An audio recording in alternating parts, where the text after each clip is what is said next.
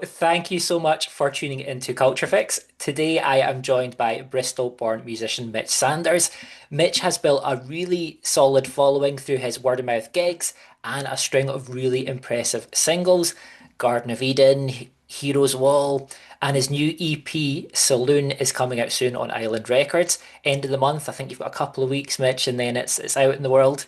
Um, from what we've heard so far, Ellen and Heaven is Ours, it's going to be a really great body of work. So, really excited to chat to you. And yeah, thank you for making the time. No, thank you so much for having me, Andrew. Appreciate the intro as well. Thank you. Yeah, got to make it special. Um, Legend, man. but obviously, Saloon is coming soon, and you've put out, is it four of the tracks so far? Yeah, How are yeah, you for tracks. feeling that it's slowly making its way out there? I'm good. Yeah, I'm feeling good, man. It feels like a bit of a evolution process from the last EP I did last year as well. So yeah, no, it feels good. It feels a very like live bandy stuff as well. So yeah, it feels like the energy's kind of peaked up a little bit, you know? So yeah, it Yeah. feels great. So you mentioned the previous EP, so that was kind of last August, I think, wasn't it? So, or a year ago, or 2024. Yeah, yeah. Um, how how have things changed from that? I know obviously there's more tracks on Saloon than the previous EP, but how else have things changed? I think I had to do a lot of like soul searching with this one because I moved as soon as the last EP was recorded and released. I moved back from London, so I moved back home to Bristol. I'm in Bristol now, so this EP was all recorded in Bristol, which Okay. is also quite special to me because I'd never had the chance to record in Bristol prior to that. So it's taken me to go to London to then record in my own hometown. So it's a bit of a full circle moment. So yeah, it's special for that sense, and I've got all my best friends that I've been in bands with from when I was a teenager playing on this as well. So as a collective thing for me, I think it's really special to have like that kind of like chemistry in the studio as well was wicked at the time. So yeah, loads of things come into it, but yeah, this is very special. So thinking of life in London compared to life in Bristol, what are the main differences? Um, I'm less tempted in London. Well, actually, no, I tell a lie. I tell a lie. You know what? I find myself when I went to London, I do come from quite like a pub drinking culture anyway.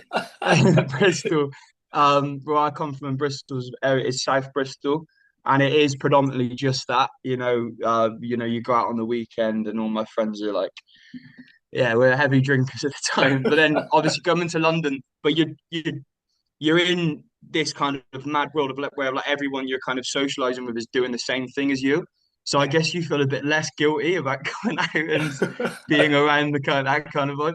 But I mean it's different in its ways. I always call Bristol like the little cousin across the road from London, but kind of doing its own thing. But Yeah. yeah, it comes with its challenges and its excitements, you know. So your liver's slightly more damaged from being back in Bristol. Yeah, definitely, definitely. Yeah. My phone's not stopped ringing. I like locking myself away all the time. Well, just think of it inspiration for new tracks, all these stories you'll be making. Exactly. So what obviously you've kind of performed a lot in Bristol and kind of the music scene there and kind of worked your way up through a lot of word of mouth gigs. Um, what is the Bristol music scene like? So obviously I know you mentioned there's a lot of your friends that you've brought into this. How would you describe the scene? It's great. It has a lot of obviously coming from the 90s kind of trip hop world that everyone kind of knows about and speaks on. There's been a lot of I come from more of the guitar scene in Bristol, which is kind of just getting discovered the last 10 years. There's a lot of like new wave punk bands, a lot of grit in the kind of underground scene. Bristol's predominantly like a kind of electronic dance Okay. city, very kind of like D&B, jungle, like that kind of stuff, very like heavy rave culture in Bristol.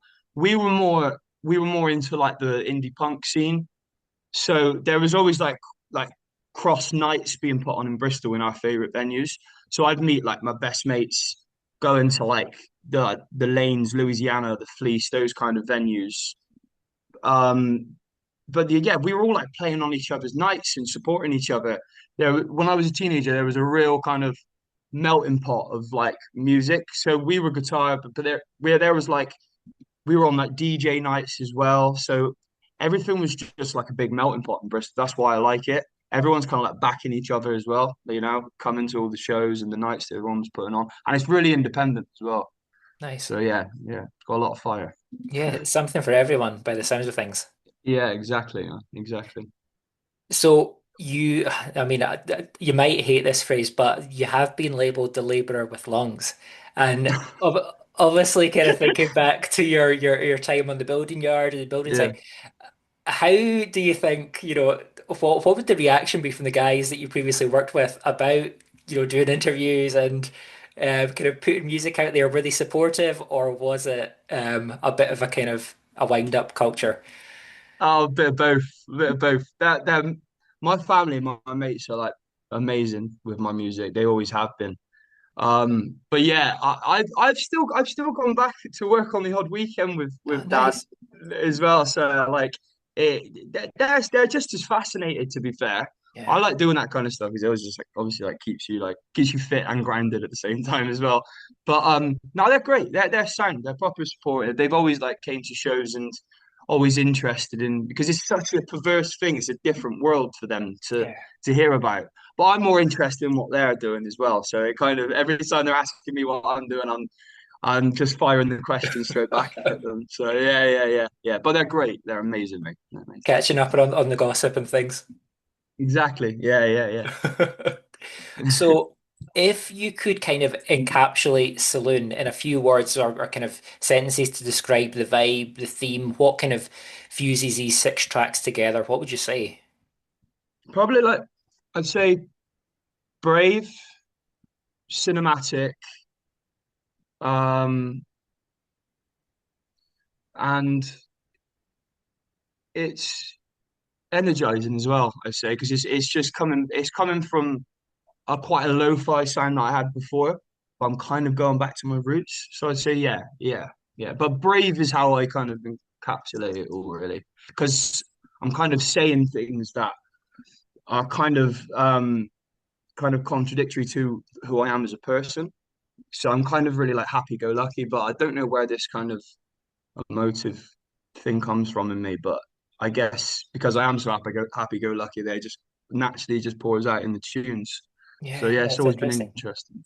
Yeah. Yeah, it's almost like a kind of subconscious outlet for if you're kind of quite chipper and kind of that kind of upbeat person, let the darkness Yeah, out to the music. exactly. And I always tend to lean on that as well. It always fascinates me. Sometimes not to be that guy, but sometimes I struggle listening back to things. I'm like, are you that kind of person? But maybe I haven't dealt with things. I don't know, mate. But but no, it's always interested me that Andrew. Yeah, it Yeah. comes out somewhere in the Well, music. you mentioned the word cinematic there, and that's the first thing that strikes me whenever I hear any of your kind of earlier work up to now. It is kind of like a sort of cinematic world, and I don't know about you, but I see visuals in my head of these sort of David Lynch films, and there's just something really Yeah, atmospheric about it. Um, yeah. are you a cinema fan? Does that feed into your kind of songwriting process as well? Yeah, of course. Well, I named the EP Saloon because it was kind of a tip the hat to my granddad. My granddad, Irish guy, the best person ever. What he used to do with me when I was like 5 or 6, when my mum and dad would go out and I'd stay at my granddad's, was he would like we turned the kitchen into a saloon because he would always show me like old Western Yeah. films, like John Wayne, Clint Eastwood, all that kind of thing. So what he'd do is he'd get me in the kitchen because he had like a really narrow kitchen in his old like council house, and he'd get like a whiskey glass and he'd put like apple juice in there for me, and we pretend we were on this like John Wayne set That's all the amazing. time. So it's like a tip the hat thing to that. But no, cinema, like films with me, it comes hand in hand with the music. Like my dad was showing me obviously like classic Scorsese films, Tarantino films, David Lynch films. Um, I grew up with movies, and I grew up with movies with like really cool soundtracks as well, and I've always been Yeah. into that. So I guess it does steep into my music as well. I'm thinking visually when I'm writing for sure. Yeah. Nice. So when the EP comes with like your kind of songs about whiskey and tractors, and that you've been watching John Wayne films. Yeah, that's where it comes from, man. Um, no, I think it is interesting actually because you think they're two different mediums, but they work so well hand in hand, and Yeah. definitely the kind of the singles you've released so far, like Heaven Is Ours and Ellen, they do really just have that real cinematic vibe. So it's interesting kind of to see that was an influence. Thank you, man. Yeah, definitely. I love going back to the spaghetti westerns thing. I kind of love when a piece of music kind of like mirrors the scene visually as well. Like, do you know, because I heard Tarantino say he stole a lot from the spaghetti western trilogies where one scene where it would be like someone checking the pocket watch would last for like 5 minutes, but the Mhm. music would make it feel like it's accepted. Do you know what I Yeah. mean? Like, so it comes definitely comes hand in hand. Yeah, I'm getting more into visuals as well, actually, with stuff that's about to come out. So yeah, I'm excited. Well, it's interesting you mentioned the length of a shot or a scene in a film because what I find really refreshing about the songs that you've put out is that you're not afraid to release a track that's maybe 5 minutes long. And I think so Mhm. often now you listen to a song and it's like 2 minutes, 7 seconds. You think you're kind of pushing the kind of lines with a jingle and a Yeah, song, yeah. but it's been really refreshing because it does you're absorbed into these sounds when it's a slightly longer track. And what is it about a longer song that appeals to you? It's a great question. I'm guilty of that, and I'll probably annoy a lot of people by doing that, but it's just something I have to do, and I've been that way since I was like 15. I think it was listen. I used to listen to a lot of Brian Eno stuff when I Yeah. was a kid. My dad brought me up on like really early U2 records, and I like the daring to be great and not being afraid of sometimes of knowing not to sing and letting the music just do something Mhm. and searching for the feeling. And I quite like staying in the feeling for quite a while. I think it's quite hypnotic to me. It always has been. Other than structuring just verse, chorus, and then you're out. I just like it when there's tension building. Yeah, I don't know where that comes from, but yeah, it probably does come from listening to those early U2 records and Bowie stuff as well. Definitely, yeah. And do you find in a live setting that if you're playing longer tracks, how do the audience react to that? Do they kind of are they more into it, or do you kind of see people kind of go to the bar, or what's the situation when it's Yeah, like you always get that? that. You're always gonna get that anyway. That's all right. But no, it's I'm kind of locked in. I'm somewhere else live anyway, so I don't really clock it as much. But I kind of like that two, not to get musical, but like two chords and just letting that just cycle around at the end. Or if there's like one line, because that's how I write usually. If I can find one line that I'm kind of always repeating, Hmm. I'll tend to want to repeat that somewhere in the song Yeah. just because that shows that's where it came from for me. That's the foundation there. So, and every time I listen to songs where they kind of repeat something, or like Lou Reed does it really well with the Velvet Underground as well. Like something will just be on loop, just a loop, and Yeah. and it just takes me away. So I've kind of always lent into that, and you can change things live as well. Yeah. So yeah, you can go somewhere else live with it totally. Yeah. Thinking about some of the specific tracks, so Ellen opens the EP, and why did that track feel like the one to kind of kick things off? Well, I guess that was the song. I've never really like chased many songs before. They're usually quite like if it's there on the table, I'll grab it. But Ellen, it's just two chords in that song throughout the whole thing, and I had that last year, and I always found myself chasing those two chords. So I thought it would be a nice cycle to just. I only finished it literally about 3 or 4 months ago, and Okay. then recorded it straight away. So then I just thought it needs to go at the start of the EP because it's taken me that long to get it. It's probably a self-indulgent thing, I don't know. But and it comes with a lot of things. My life changed a lot when I was writing that song. I um my girlfriend came into my life around that time. So I just thought it was a nice introduction to the EP for the feeling that I had towards the song at the time, I feel. And when you're constructing that track list, Mhm. is it really obvious to you the kind of flow of the songs, or do you kind of play around with kind of options? Yeah, I do. I do. That changed a few times. It was going to be Heaven as I was going to be the starting track of that EP. But yeah, I kind of want something that kind of kicked off a little bit from the start, and Mhm. and drums came in pretty quickly. And just to let you know, we've landed kind of in this, Yeah. and all the other stuff will kind of work itself out around it, I feel. But yeah, that song's a strange one for me because that is pretty much a love song, but it's more about like noticing the the shit around the world basically with someone who sees the same thing as you, but you know that you can't do anything about it, but you're kind of safe with them. Do you know Yeah. what I mean? Yeah. So it kind of stemmed from a lot. I was listening to a lot of like I was listening to The Suburbs on repeat by Arcade Fire, that record. Mhm. Um, and I love that kind of feeling of escapism, but you're safe at the same time. You're Yeah. proud to be with that person. You're protected. You know what I mean? And yeah, that was the feeling. And I wanted people to hear that was the feeling that I got from the off of this EP. Mhm. Kind of like lays the foundations, well, I think. So thinking now of Heaven is Ours, that's quite Mhm. a big song. What was the inspiration behind that and what kind of sparked that? Um, Troubled love song, that one. It's about the kind of love necessarily that you don't want, and the other person doesn't want as well, but you're there for each other at the same time. You know, it's quite a complicated song. It's quite brooding. It's quite kind of tough to nail down what it is and what it's talking about. But it kind of yeah, it's kind of about it's just the the love is unreciprocated, but that's absolutely okay.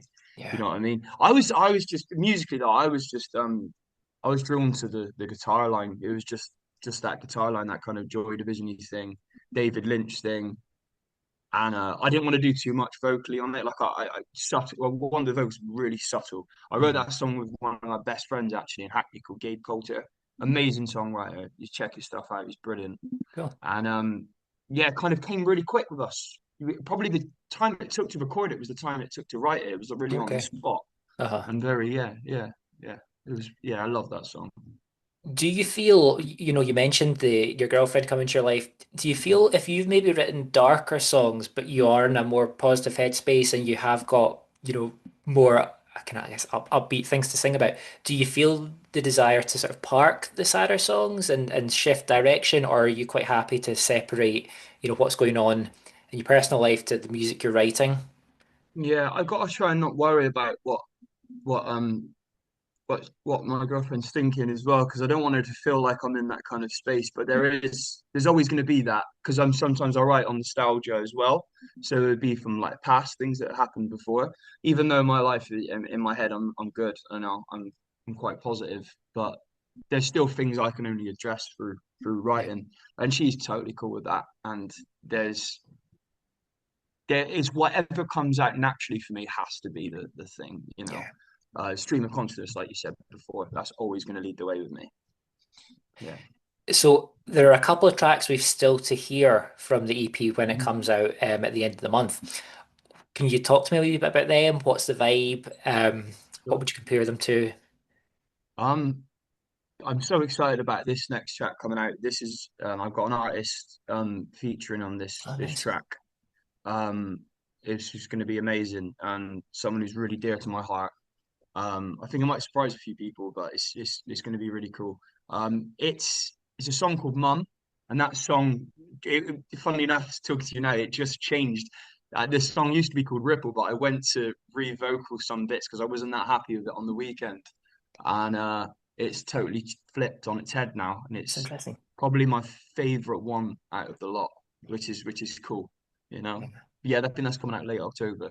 So yeah, nice. that wraps the whole EP up. Yeah. And I'm getting the sense that you are a perfectionist because you said you don't like to listen back, and actually, when you do, you change a lot. Is that Yeah, is that no. correct? Well, to be fair, that one before was never really recognized to me because I'm kind of I was making stuff up on the spot. It was a jam in the studio, and I really loved the vibe of the song. I wrote the lyrics a few months back in Bristol, and I re-recorded it then 3 months back, and I listened to it back after a mix, and I was like, I still not landing for me. And then, luckily enough, the guy who's going to be featured on this track saved the day with this, and it was like, "Oh, we need to work on this together because Yeah. he's got something, and you haven't seen it through yet yourself." So we did it this weekend, and it took like 4 hours, and you know it's going well when everything you chuck on a tune is like, right, that was supposed to be there, you Yeah. know? So yeah, no, perfectionist. I'm learning not to be as much now. I'm trying not to overthink as much, Mhm. and it's way better in every department of my life. In terms of your deadlines, like how late on can you adapt things? Because part of me feels like you're maybe getting quite close to the wire, I suppose, with a few weeks. But do you Yeah, have the option to change things a week before, or is it very much like kind of quite flexible? yeah, I'm taking the mick a lot. No, no, no. I think yeah, I'm up against it, but I'm so glad I did it. So I've got no regrets, Yeah, you know. So it's had that had that came out before, I wouldn't be as happy as I am now. So yeah, no regrets on my side, but yeah, taking the that's mick a good. little bit, but Hey, you got to push the boundaries a wee bit. yeah, a little bit. It's all right. Um, if you could suggest one thing or one hope that people take away from the EP when they listen, what would it be? Be brave and say what you want to say. Um, go with the gut instinct first. Don't let don't let Are we talking musically or in? Musically, or kind of how they respond to the music. I suppose how you respond is a Yeah. very personal thing, but when you're making that, you're putting that out there, I guess if you could give anything through the music, what would it be? Um, I'm probably being the most transparent I've ever been, and I have to do that for myself first to then put it out for people to get it, hopefully. So yeah, it's this VP is based on just honesty and um, like a rooted hope as well. There's a lot of so all the dark emotive stuff. There's always going to be like an underlining hope in my music. So there's a light at Nice. the end of the tunnel, kind of thing, you know. Nice. Needed just now, absolutely. Um, Absolutely, mate. Absolutely. well, Mitch, it's been such a pleasure chatting to you. I really appreciate your time though, and yeah, hopefully get to see you live Uh, someday as well. Absolutely. Anytime. Bless you. It was so great to meet you. Amazing. Perfect. Thanks so much.